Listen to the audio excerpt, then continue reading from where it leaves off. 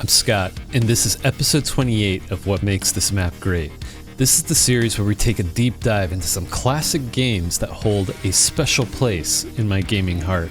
We're going to explore their amazing level design, beautiful art, creative combat encounters, as well as uncover their secrets and see just how much they've influenced the gaming world. And in this episode, we're covering Doom E1M1, Hangar.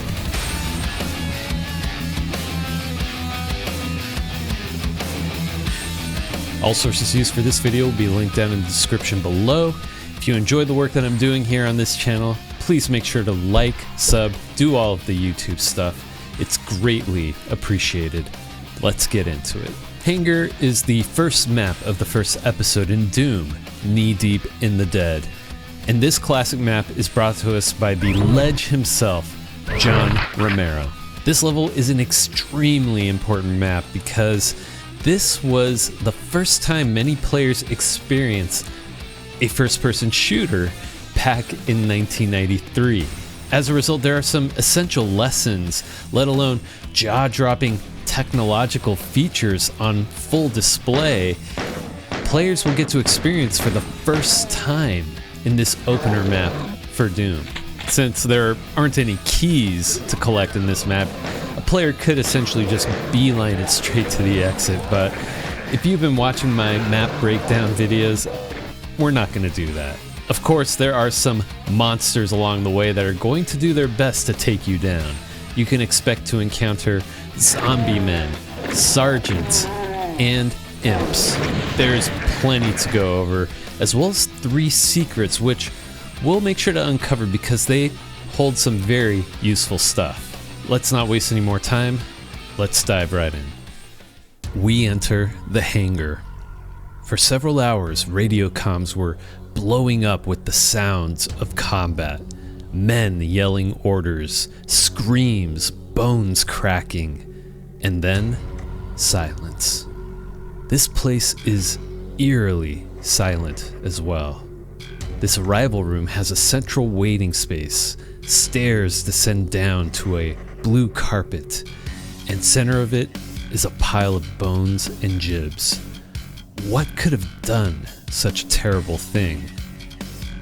Pillars support the ceiling, which vaults up high in the central area.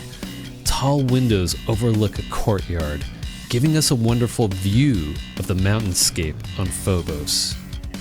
We can even see the other side of this hangar installation. It would also appear that the UAC is utilizing this outdoor space as a place to pull up waste. Yet, a blue armor sits in the middle of this acid pool. There's a way to get this secret early, but it would break the original flow of the map progression, so we'll get to that a bit later. A dark hallway lays straight ahead, with a dead Marine on the floor, while a left hall is lit with lamps. Looks a bit safer. And look, fellow Marines. This entire starting area was just a technical marvel to soak in back in the early 90s. Most shooters were quite flat, so to see stairs leading to a higher elevated room was amazing. The lighting here is also wonderful. It pulsates, which helps support the sci-fi feel of these pillars. Simple graphics in modern day, but this was bleeding edge tech when Doom originally released.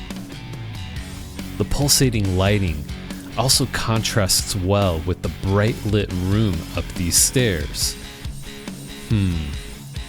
Your old Marine friends don't look so friendly anymore. A pile of viscera lays in front of them. Evidence of blood stains on their uniforms seems to hint at what they've become. Zombie men. And they also guard a green armor on a platform behind them. Outside of this horrible visual storytelling, there is once again another amazing view just outside these windows. The wall outside also hints that this hangar space is much larger outside of the actual gameplay space. Well, Doom Guy hates seeing his friends suffering as undead zombies. Pistol in hand, let's do this. Grab these health pickups. Pistol has good range. Take these two out at a distance. Rush up the stairs to avoid getting shot by the other two. Shotgun is our workhorse in Doom.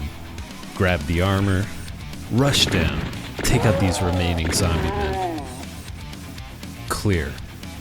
Grab supplies here.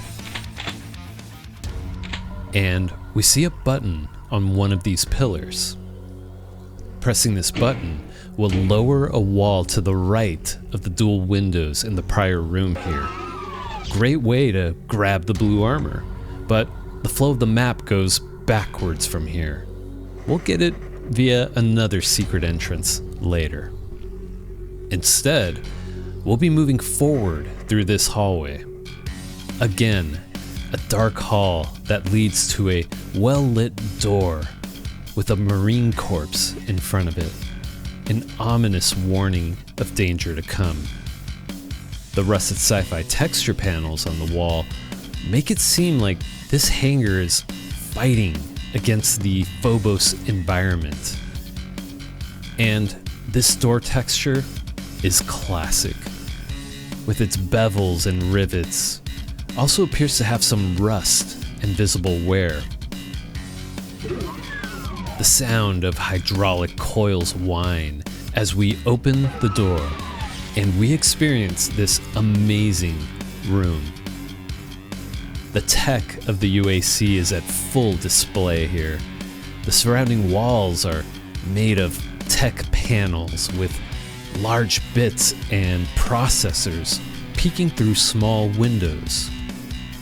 We can only assume these walls of computers are doing some heavy scientific computations for the UAC. Screens mounted above from the ceiling displayed data and images of Mars and its moons, as well as Earth. Red lights create spotlights underneath them, creating cool pools of light, all while illuminating this central raised platform. Again, a horde of zombie men have overrun this hangar. Another of your dead Marine friends lies next to them on the floor. What the hell has happened here? We'll have to fight through these undead soldiers and make our way back here to continue through. And as you can guess, there are more zombie men. Let's see some action. Grab these armor pickups. Open the door and start blasting.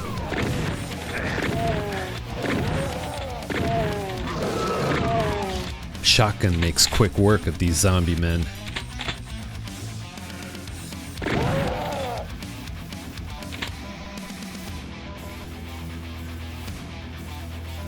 Around the back, let's clear this space. We've got more danger ahead, but let's break it down because it's my favorite room in this level. As we go through this turning hallway, there's a shift in texture themes.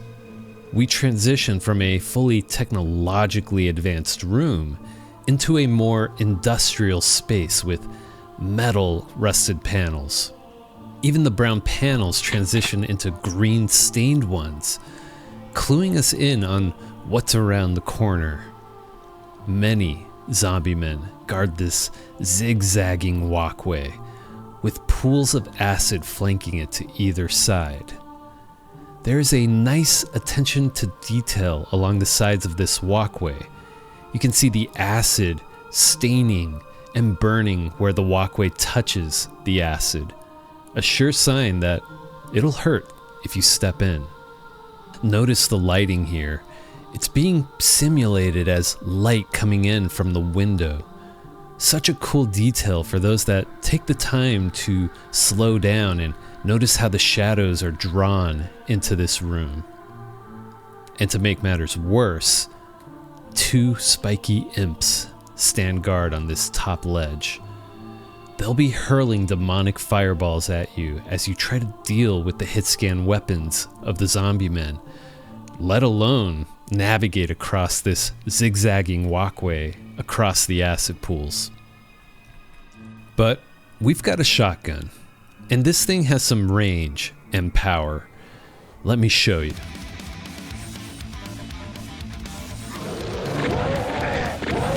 Two for one. Nice. Sidestep those fireballs. Easy. Looking out the window, you can see that blue armor from earlier. This is the perfect time to grab it. Continuing into this dark hall, notice the brown wall texture here. Open it, and you found a secret. Kill the zombie men, and you're rewarded health, shotgun ammo, and proceeding through, access to the blue armor. Run across the acid as fast as you can. You might be able to avoid damage, unlike me here. No problem. Boots just got a little hot. Backtrack, and we are presented with another door. Opening the door, again, that iconic coil whine sound for Doom doors, as we enter an ominous, dark room. I love the contrast of transitioning from a tall, open space into a short, claustrophobic room. It just adds to the tension we are presented. The overhead lights malfunction, blinking and creating flashes of light that illuminate the darkness, as well as some menaces lurking about that are waiting to ambush you. These barred walls allow you to see through them, as well as enemies. On either side are more zombie men just waiting to get the jump. And these candles, they just seem so out of place for a science facility. Gold stands decorated with skulls, holding burning black candles. Do these demons have an influence here? Or maybe this is just John's way of making the exit stand out. That's if the sign over this very unique sci-fi door didn't tell you already. On the subject of visual lessons, Romero has taught us so many lessons in this map. Movement, shooting enemies at higher elevations, acid, and here we are introduced to explosive barrels for the first time. This one is set here on purpose, as well as the other ones by the zombie men. It might be best to just demonstrate how dangerous they can be. Shoot the barrels, boom. You can hear the sound of flesh tearing as they explode anything within their radius. Just don't stand too close when shooting them. What an epic combat encounter to finish the level with. And as many of you already know, this is just the beginning of Doom. For first-timers, it was definitely a challenging experience playing through this with only a keyboard. WAS configurations didn't really exist in the early 90s. The exit door, with its intricate coils and tech paneling, stands before us. We open it, an imp approaches.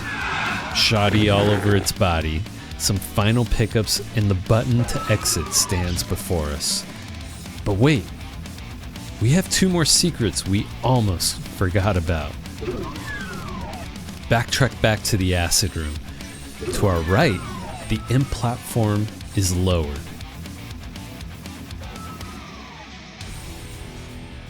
Step across the acid, kill the shotgunner. You found a secret, providing some health and ammo. This secret is actually triggered when you enter the acid barrel room. Very easy to miss if you are the type to always just push forward and not backtrack to explore. And this is actually a double secret. one clue is in the acid room. Opposite of the window opening, you'll notice that the trim texture along the ceiling breaks its pattern just above this lamp. We'll need to backtrack just a little to the start of the acid room. There's another invisible trigger near this shadow line on the ground. As you can see, when you cross the shadow line, you can see the wall lower in the back left corner.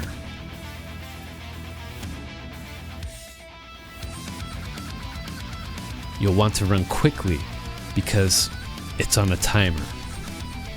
Hop on the elevator and you found a secret, rewarding you some armor bonuses and ammo. And I love how it loops above the acid room, giving you such a cool view from here. We drop down, the hangar is clear. It's too bad all of our marine buds are either dead or turned into zombies. There must be survivors. If not, then it's up to us to get to the bottom of this demonic invasion and put an end to it. We press the button. Score screen here, giving us this awesome world map for episode 1. Pressing forward, we're even shown exactly where we are headed to next, the nuclear plant. And upon arriving, it's a hot start. The room flashes as we fire our shotgun, illuminating the dark halls of this place. And I gotta say, this map is pretty great too. We'll make sure to cover this one in a future episode.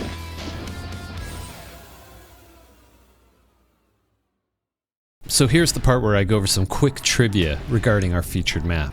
While E1M1 is the first map of Doom, John Romero has shared in various interviews that it was actually the last map he developed for the game. His choice was based on a personal philosophy when it comes to level development. It takes time to learn a new piece of technology and to also get good at creating maps for it. After spending all of your time creating all the other maps for the game, making mistakes along the way, learning from those mistakes, and developing mapping techniques that make you a better designer as well as more efficient, making the first level your last really ensures that you're creating the best map that you could ever create at that time. It's the best map of your current abilities and your current level of expertise. It's one of the best map design philosophies, really, and you could totally adapt this in your own personal workflows in game development and map design. E1M1's horseshoe layout is a timeless map design that just works, and it's been recreated by mappers, modders, and even professionals throughout the years. For those of you who are unaware with the horseshoe layout design, the gameplay path loops around in the shape of a horseshoe, and traditionally you can see the exit or somewhat a location that's close to the exit from the very start of the map. When you take into consideration how common labyrinthian style maps were for first-person shooters back in the early to mid 90s, having a simple linear style map with very minimal branching paths is a great way to introduce players to not just the game mechanics, but also show off the technology of the game engine. On that note, the Doom engine back in '93 was like cutting edge technology. Floors of varying heights, lifts, windows that show off outdoor areas with a visible sky, non-orthogonal walls, varying shades of lighting, and environmental hazards like acid pools. I know, this shit sounds crazy. Also, the imps on the upper ledge, when they toss a fireball at you and seeing the fireball fly over your head as you dodge it, like, that was nuts. The first level of Doom shows all of this. Things we take for granted today, really, but man, like, this was just an amazing experience for us gamers that were playing games back in the early mid-90s. So, what makes Doom E1M1 Hangar a great map? John Romero created the perfect opener for Doom. This was before the days of being told and instructed how to play a game. You didn't have pop-ups with text or flashing elements within the environment hinting you where to go or what to interact with. No, this map was completely silent and encourages you to just move through the map and do what Doom does best, right? Shoot guns and destroy zombie men and imps. And it does that all while demonstrating beautiful and technologically advanced environments for its time. Like I said in the trivia section, seeing stairs of varying heights and sizes, lighting that pulsates and blinks, and the verticality introduced in some of these environments, that was next-gen stuff back in 1993. And then there's the ambience. The mood is just unsettling. The attention to detail with how lighting is used to cast varying shades of shadows and pools of light, piles of gibs, and the sight of dead Marines turned into zombie men establishes the chaotic state that this UAC base is currently experiencing. Even the clever use of textures in each main room helps differentiate each space, making it easy to identify where you are in the map. And last, let's talk about the secrets. A couple secrets are hinted by discolored or misaligned textures. The biggest clue of a secret is the blue armor outside over the acid pool at the start of the map. It encourages you to explore the environments, look for hints and clues, and in some cases, listening for the sound of lifts activating when moving through specific parts of the map. These are behaviors that the game is trying to instill into the player early on through useful rewards. I think we've all been there, where you're just hitting the use key and you're making the sounds on every wall as you're exploring a map, just desperately trying to find all the secrets. It's ridiculous, I know. John Romero's E1M1 Hangar is the perfect opener for Doom. It is a masterpiece in introductory level design that has become foundational for the first-person shooter genre. What are your thoughts on Doom E1M1 Hangar? Do you prefer to go for the blue armor first and then play through the level backwards to try and get all the monster kills and all the secrets? And if you played this game back in the 90s, did the ambience and the mood creep you out? Share your stories down below. I'd love to hear your stories. If you enjoyed this video, hit that like button, share it with friends, and subscribe for more great gaming content. And if you're looking for more, check out this recommended video right here. Thanks for watching. I'll catch you in the next one.